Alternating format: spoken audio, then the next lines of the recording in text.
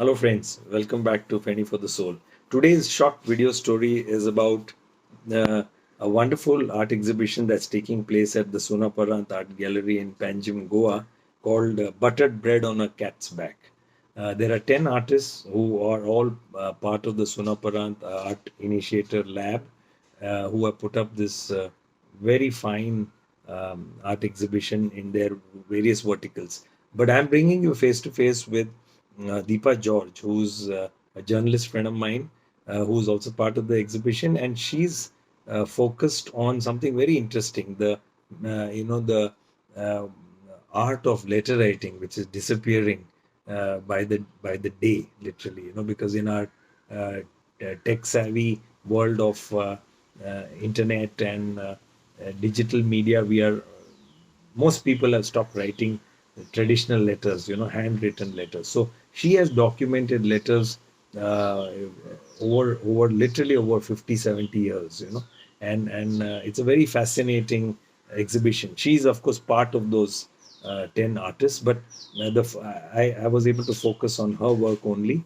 Sadly, I caught the exhibition very late. So tomorrow is the last day. So for people in Goa, you have literally today and tomorrow, the entire 15th of July, to go and visit Sunaparanta. Sit back and enjoy.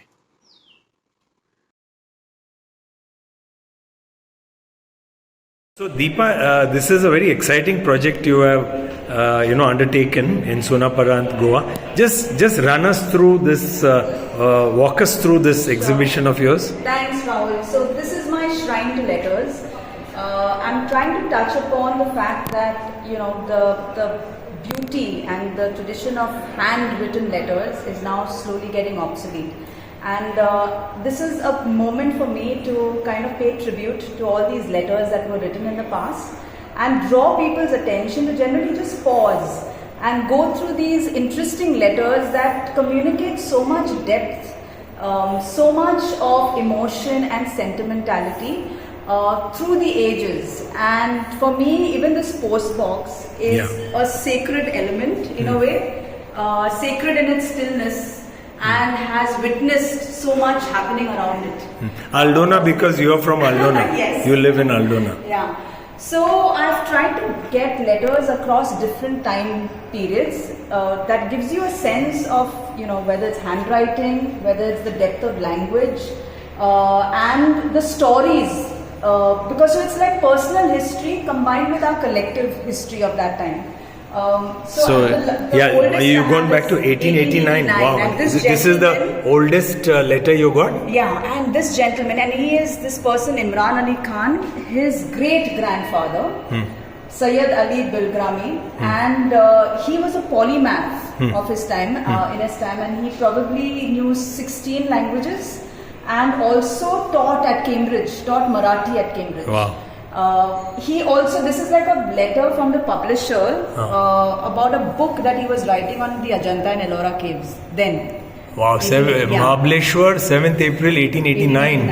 And he's written this to whom? This is a letter to the publisher about his book that he was going to get published on the Ajanta Ellora caves and the Deccan region. Okay. Then, from a Goa perspective, I've had, because it was a community outreach really, I have this lovely letter from Wendell Rodrigues. Wendell always apparently wrote to his staff, friends, colleagues, always wrote to them. And this is a person called Mahesh Toenkar who shared this letter. He joined Wendell as an accountant for his business, but then also rose to be a director in his company. He says he's learned so much from Wendell, not just about business, but more about Goa's art, culture, and all of that. And he continues to learn so much from him. Wow. So for him, he's his guru in that sense. That's 2010. That's 2010. Then I have this very interesting, which Frederick Narona, the archivist and journalist from Goa, shared with me. Wow. He used to, as you know, it's a Souza. It's a Souza letter from FN Souza. Wow. He used to track down, obviously, anyone to do with Goa and Goans diaspora. He was big on. So Souza wrote to Frederick. So this is So Frederick was, also because of his Saligaon roots, FN Souza Saligaon roots. He kind of wrote to him once and tracked him and his work and was so enamored by his work. And he got a response from him. Wow. So later when he came to Goa, Frederick had an opportunity to meet him. Wow. And then this is the letter that he wrote to him. And he says, when I want to annoy a Goan, I call him Goanese. So that's nice. So when I get annoyed with a Goan, I call him Goanese. Yeah. It's great to be in Goa. Wow. And I've tried to get multilingual letters. So there is Marathi, there is Urdu. Wow. There's a beautiful letter in Urdu which was shared by Farooq Jafar, who starred in Umrao Jan as Rekha's mother. Wow. And her daughter, Mehru Jafar, has shared that letter. Wow. And it's beautiful, even the letter which her family member had written to her. And I've tried to also make you listen. So if you if you go here, you also have these interesting letters being read by people. Oh, so wow. This is Damodar Mauzo. So you have earphones here, I have earphones and you here, can yeah. listen to Bhai Mauzo read out a letter in from Konkani. Madhav Borkar, yeah. Wow. From his friend Madhav Borkar. Wow. And Madhav Borkar was very instrumental. I mean, he was a good friend of his, of course. Yeah. Is a good friend of his, and continued to encourage him to write more. Yeah. And kept telling him, you must continue to write. And Yeah. told him, Bhai's daughter was in the Middle East, living Yeah. in the Middle East, Yeah. and she hated being in Saudi Arabia. So Right. she used to write letters, copious letters to them, the parents back home. And Madhav Borkar was advising Bhai to tell her to write a book on Yeah. her experience, Yeah. and which she went on to do. Yeah, she went on to write a book. The letters which she wrote to him were a great document to refer back to. How amazing. But this is a great, you're using technology. Brilliant. This is from a family member, and this letter is so beautiful. This is that Urdu letter you Yes. said, 1967. Yeah, and this you must hear because I've got an audio recording. Wow. So this is the original, what you have done is you scanned it. Yes, I've scanned them. You scanned and then got it printed. Yeah, so these are my prayer flags, and these letters are printed on. What do you call them? Prayer flags. Prayer flags in my Wow. shrine. So let me take a long shot. So okay, I get it. So you scanned, you got scans from the people, Yeah. and then you printed it. Yeah, I got the originals which I got scanned and returned to them. That's right. So you scanned the originals and then you printed it and put it up on flags like these. Oh, how beautiful. It's my perspective on my shrine. Yeah. Very good.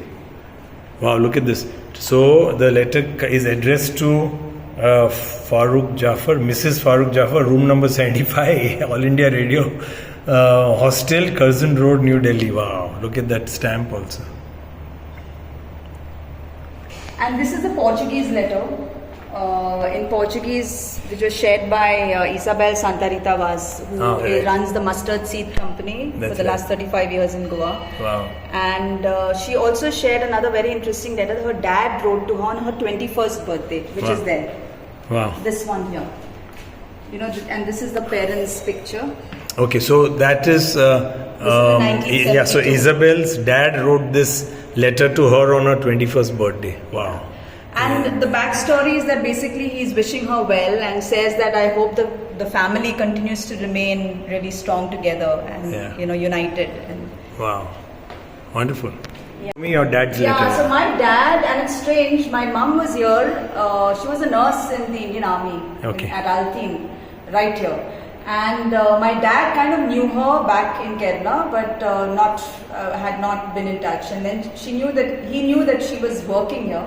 So when he came down from Bombay on some work visit, he reconnected with her.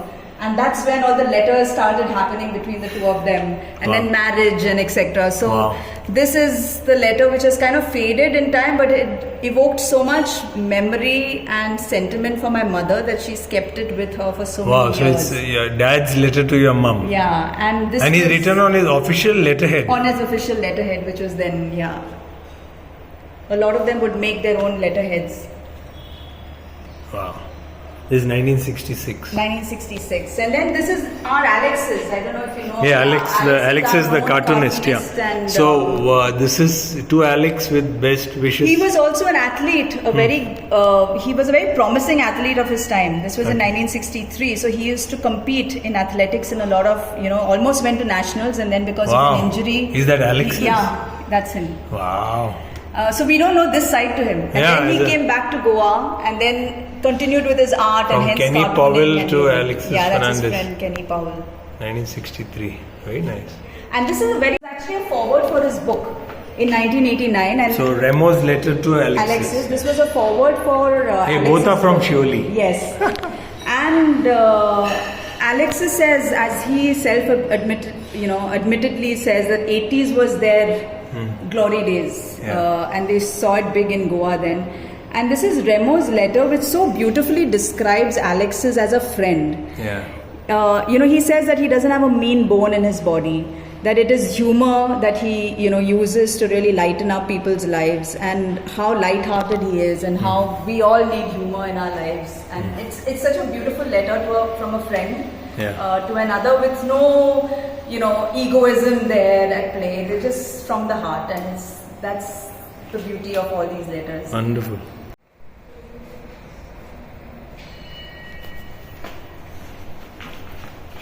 So you're going to tell me about this special letter. So this is a very special letter which was shared by Padma Shri advocate Norma Alvarez, who has been at the forefront of Goa Foundation and the environmental cause for Goa.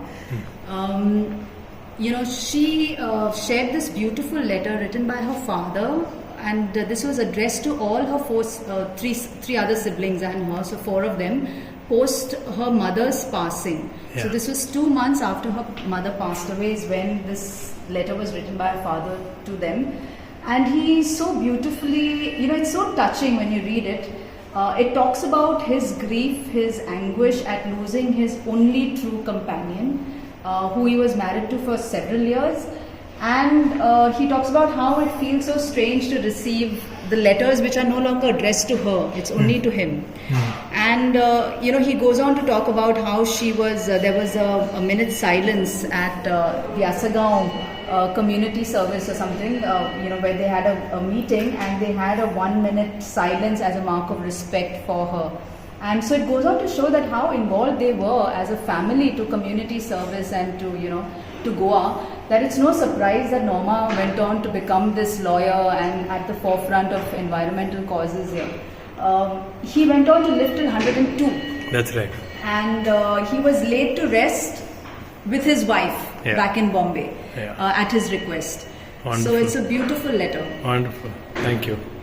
So totally, Deepa, how many letters? So this was like a short project time. We, as part of Sunaparanta Art Initiator Lab, we were in this thing for around 10 months as part of the lab. So around 8 months of actively searching, finding out, and also then sieving through some of the letters that didn't make sense and taking on only those which really added to this project. So I got around 50 letters, and then I tried to make, because this is like a smaller version, and I intend to go further and take this further into a larger. But I have a question. How did you reach out to these people? Randomly or with a plan?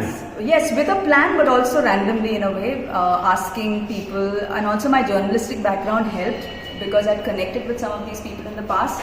So making re-entry or reintroductions were not as tough. And then of course doing the groundwork of going around finding, and there's another very interesting story that I've not told you, but maybe I should share with you. Yes. So there is this letter which this lady shared with me of her parents. Her dad, Antonio Rodrigo Aguiar, this was pre-liberation time, Goa's pre-liberation time. He was an announcer with Emisario of the radio, and this lady who was in Hubli would keep writing, requests to him for songs, and she would write sometimes 26 pages worth of letters to him, and over time they fell in love. And because it was that time, which was pre-liberation, the Indian authorities thought them to be spies or, accused them of espionage, and he had to step down from radio service then.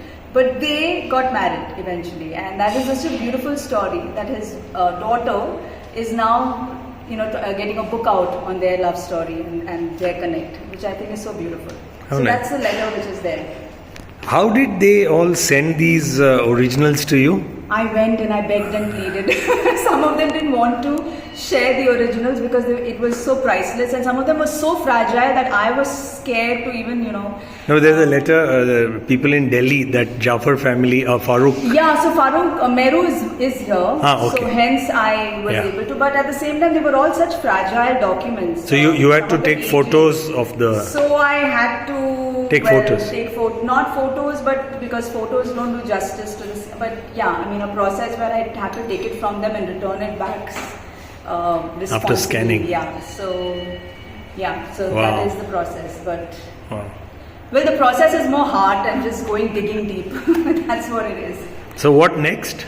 Hopefully finding different themes to things, probably digging deeper, finding more relevant letters. But I think it's just so beautiful that a simple letter says so much about a specific time period. And I think that entire mode of communication has so much depth that we lack today. Yeah. A certain perspective that took time for you to write and express, which is so beautiful. And I think you expressed a lot more than just giving these short, abbreviated versions and emoticons of what is going on in your life. Thank you.